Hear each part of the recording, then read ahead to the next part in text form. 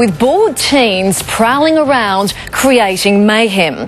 Tonight, we pinpoint the trouble hotspots, those areas where you're most likely to find yourself right in the middle of something you'd rather be well away from. David Eccleston has more.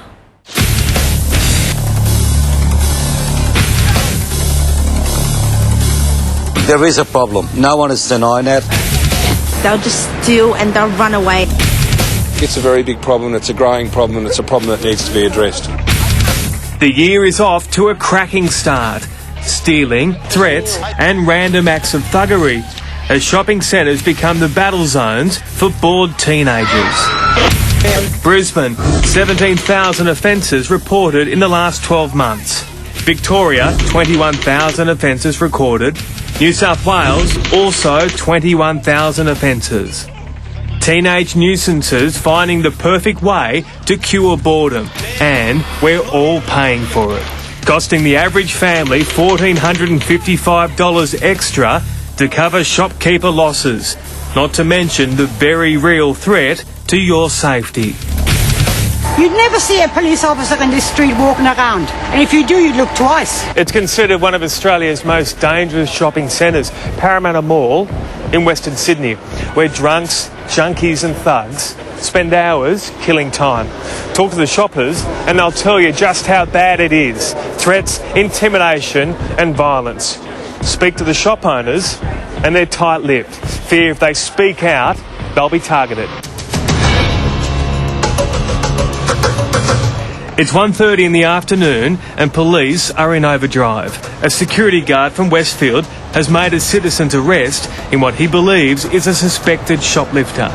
While across the road, a man is given the once-over for the third time today. A convicted drug user who claims he's always in the gun. Yeah, ever since I've been here, there's been a few, there's arguments and violence. I don't really know what it concerns, but I think it's probably drugs, Just another day for police in Parramatta.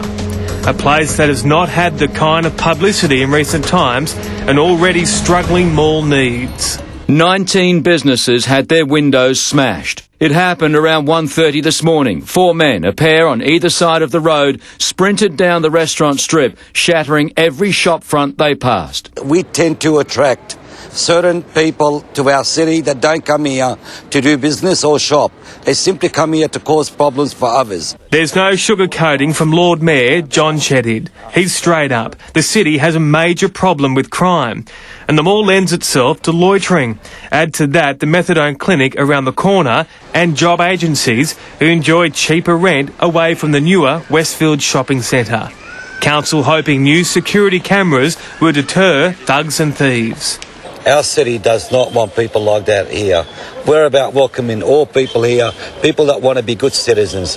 But they'll laugh that suggestion off. They'll think it's hilarious. You're telling them they're no longer welcome. They don't care. They don't give a stuff. Well, they will care, because what we're hoping in the next couple of weeks, the strategy that we're working on with our local police, they will not feel welcomed here anymore in our city.